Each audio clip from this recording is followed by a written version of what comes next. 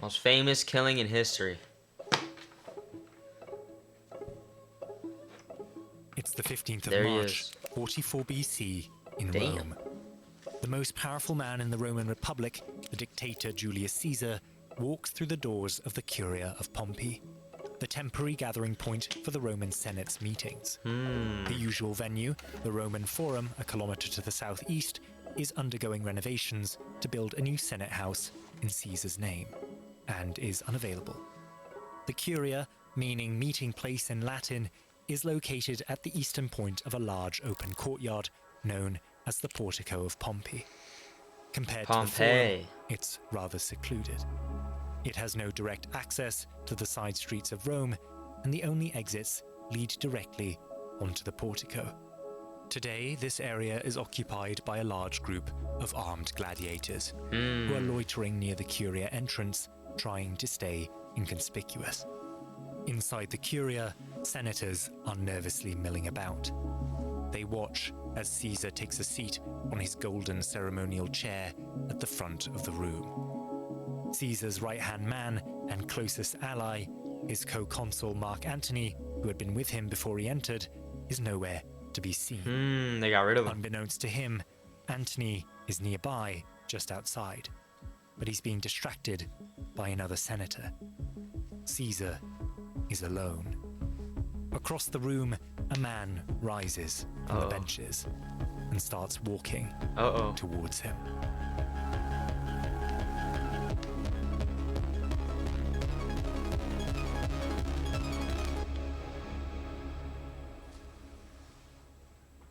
But first, this video is sponsored by Audio Management Man. Today, with the mate and the theme I want to store. Holders with unlimited description. To understand Caesar's death, we have to understand how he got here. In the eyes of Rome's political elite, Caesar had grown too powerful. Over the course of an almost 40-year career, he reached Rome's highest Damn, I didn't know he was that old. Consul. I figured he's kind of He young. conquered all of modern-day France and Belgium and parts of Switzerland, Germany, and the Netherlands. By all accounts, he was a military genius, and charismatic too. His armies, comprised of Roman legions, became loyal to him and only him. His many victories with them made him fabulously wealthy. Finally, he had a habit of pandering to the masses, opposing unpopular policies and presenting himself as a man of the people. He became very popular, perhaps too popular. In 49 BC, fearing Caesar was becoming larger than Rome, the Senate, alongside his chief rival, Larger Pompey the than Great, moved against him. They attempted to recall him from his campaign in Gaul and strip him of his military command. A command which gave him legal immunity under Roman law. Sensing that his enemies wished to prosecute him and curb his power on his return to the city, Caesar made a fateful decision. With a legion of soldiers in tow, he crossed the Rubicon River in northern Italy. The river marked the border between the Roman heartland and its other provinces, and by Roman law, all returning generals had to disband their armies and lay down their arms before crossing it, as to avoid internal conflicts. By deliberately ignoring this, Caesar started a civil war, one that would last 4 years and span the entire republic. In March of 45 Damn, so they were really BC, fucking with Caesar, huh? he would win that civil war, having defeated Pompey the Great, the only man that could rival him in influence and wealth. This made him the undisputed most powerful man in Rome. He kind of looked like me, The low-key, Senate, for real. an institution that once sought to reduce his power, Nah, but I could never and go out like influence, that. elected him to the I'd be Big consulship Caesar, but you a couldn't further assassinate 3 me, you feel me? times. Because I'd And really be a man of the finally, peeps. In February of 44 BC, granted him the title of dictator for life. Oh, no. For a Ultimate time power. before the foundation of the Roman Jeez. Republic, Rome had been ruled by kings. Tyrannical, cruel kings. When the last monarch, Tarquin the Proud, was overthrown around 509 BC, the Roman people, particularly the conservative aristocracy that would end up forming most of the Senate, vowed that no king should rule Rome again. It now seemed that Caesar fancied himself a king. he began wearing opulent royal garbs and constructing statues of himself in public. His allies called for extravagant celebrations in his honor and proposed and later succeeded in changing the month of Quintilis, the month he was born, to Julius. He installed in the Damn, Senate to this a day. golden chair designed To this specifically for day. him. The We would have been chair saying, hold on, I upon forgot which what it he was. sits Quintilis? We would have been saying today. Quintilis. Caesar had grown too powerful, and he was flaunting it. He threatened the continued existence of the Republic. If defeating him on the battlefield was impossible, his foes would have to find another way to bring him down. Damn, so he really lost touch with the people then, because they killed him and they were like, alright. Caesar, Like, you'd figure if he had this much grasp on the people, they wouldn't go for it. Like, you killed who? Our former allies The Big who felt Cs? their loyalty to him Never that. had not been You feel me? sufficiently But rewarded. Seems like it worked out. Some are remnants of the Pompeian faction, the group that fought Caesar during the Civil War under Pompey the Great. A group he, perhaps foolishly, pardoned. A handful simply oppose his accumulation of power out of principle, fearing he would destroy the state's republican values. Most, however, are members of the conservative aristocracy, who profit greatly from Rome's republican form of government as they monopolize the Senate and thus oppose Caesar's centralization of power. These men have been meeting in secret for months to hatch a plan to kill him. They considered assassinating him in public on a street in Rome known as the Via Sacra. This was probably abandoned because the venue was too public. Any ally of Caesar's, if they were nearby, could simply intervene. Caesar had no bodyguards on payroll while in the city, but he was known to surround himself with some particularly intimidating friends to compensate. Another questionable idea was flinging him from a bridge and placing a number of armed men below it to ensure the fall would be fatal. They also considered striking while he was at a gladiator show, as they could hide the assassins in plain sight, posing as gladiators. Ultimately, though, a Senate session on the 15th of March was selected to be the best time to strike.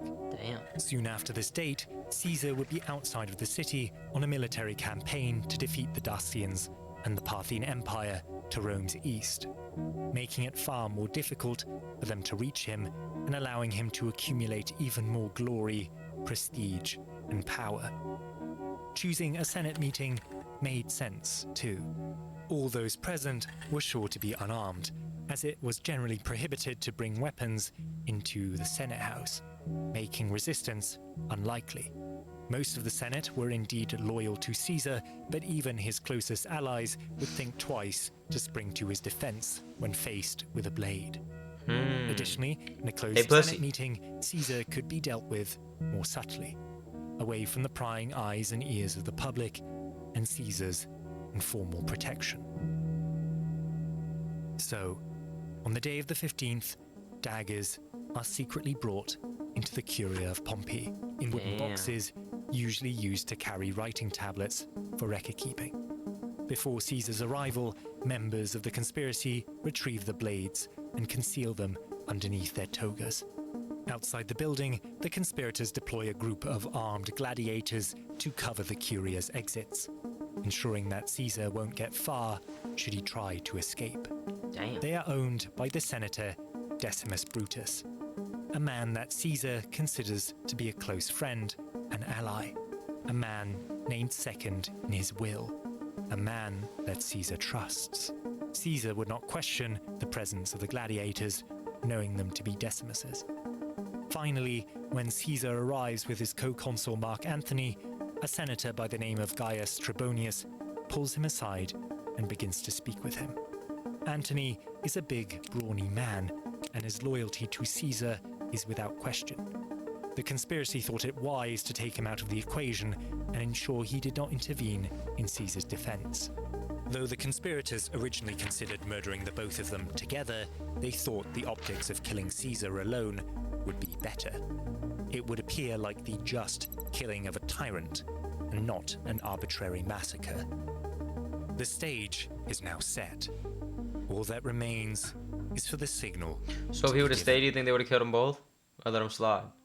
That signal is Senator Tillius Cimber.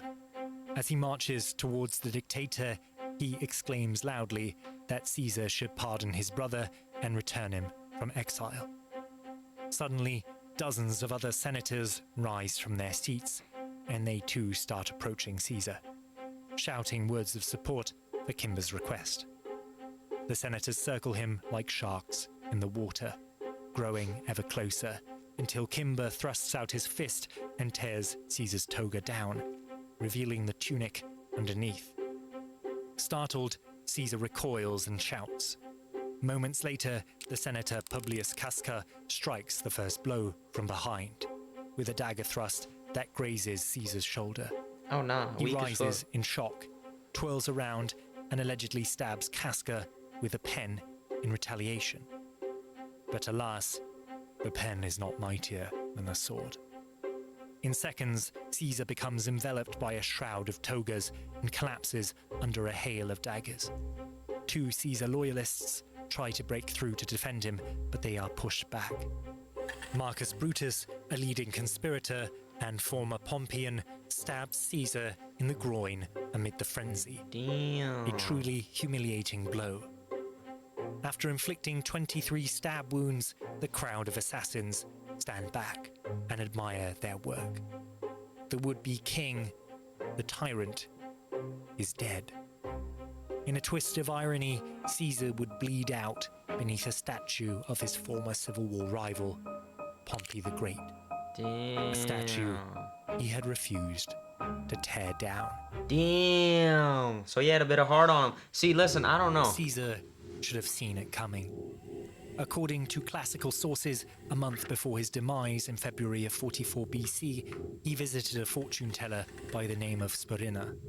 He brought to her an animal to be sacrificed, and it is said that on the altar she could not find its heart in its chest cavity. Seeing this as a bad omen, she warned Caesar his life was in danger.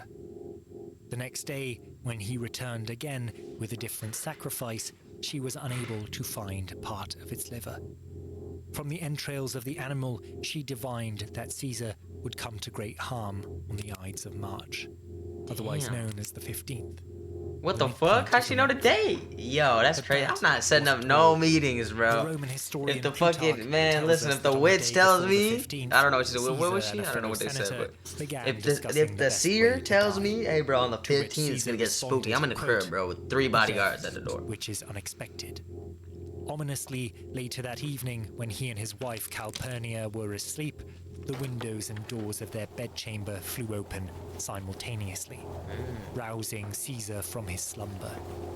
His wife was yet asleep, yet she tossed and turned, muttering something under her breath. Did she know? The next morning, upon waking up, she begged Caesar not to attend the Senate meeting, for she had dreamt their house had collapsed. What the fuck? And seen visions of her holding Caesar's bloodied, lifeless corpse. Caesar was, by Roman standards, not particularly superstitious, but the mounting signs were enough to put even him at unease. To be sure, he summoned his own seers and had them conduct sacrificial rituals. All of them yielded bad omens. That was enough for him to postpone the Senate meeting, resolving not to attend. So why in the end did he end up going? Well, his old friend, Decimus Brutus, convinced him on the morning of the Senate meeting to ignore the omens and attend anyway. He appealed to Caesar's ego.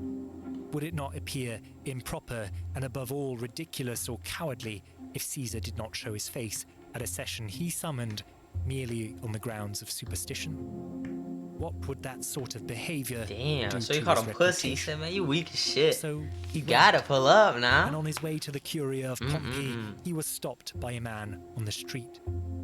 The man handed him a scroll and urged him to read it immediately, claiming it concerned him. Reports tell us that this scroll supposedly contained details of the plot against him. What the fuck? For one reason or another, Caesar did not read it and walked directly. I'm not gonna lie, he was asking for that shit, bro. You gotta be dumb as fuck. If you're superstitious, why Caesar's not pull up with a death bodyguard? would He lead really to a had that power ego on him, vacuum huh? and civil war that determined the fate of the Republic. Caesar's adoptive son, Octavian, and his former consul, Mark Antony, would form an alliance with one of Caesar's most trusted generals, Marcus Lepidus. Together, they would hunt down the men that murdered Caesar and crush all who opposed their rule, leading ultimately to the fall of the Republic and the rise of a hereditary monarchy under the Roman Empire. Damn, Octavian the big would steppers. become emperor, and he would not make his father's mistakes. Caesar pardoned many of his enemies, even promoted them and gave them honors. Where others would have destroyed every trace of Pompey, Caesar elected to keep his statues up as a show of grace. His mercy might have killed him, and it might mean that the last thing that Caesar ever saw while he was dying in a pool of his own blood was a statue of Pompey, staring down at him mockingly. Caesar treated his foes too kindly and flaunted his power too brazenly, making him a man that people hated, not necessarily a man that they feared. In the words of the historian John Balston, if an authoritarian government was to be established successfully in the Republic's place, it must not be, like Caesar's, an inconsiderate, careless and frank authoritarianism. It must wear a Republican mask, however false. Damn. Shit. That's crazy. Listen, I don't know what he did. I don't know if he was a fucked up leader, a good leader, regardless. But he had a little bit of heart to him, bro. That's a bit classy, if you ask me. But he kept his the guy he was fighting statue up after he defeated him. You know what I mean? He went up anyway. You know, I know you could tell he had a bit of heart to him. He didn't read the scroll. He said, you know, I'm not gonna pull it with no bodyguards because I'm like that. And then he died. So he probably should have had some on him, but. Damn, that's crazy. Hold on, let me look this shit up. What was he looking like?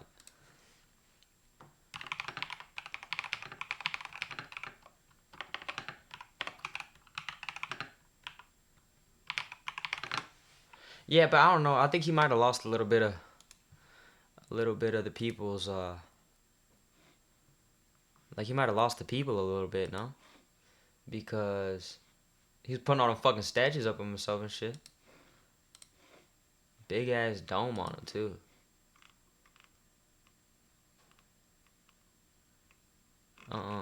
Listen. Is that Popeye? No, it's the same dude. What the fuck? They don't look alike at all. Any of these statues. Whatever. Was his wife? Alright, let me chill.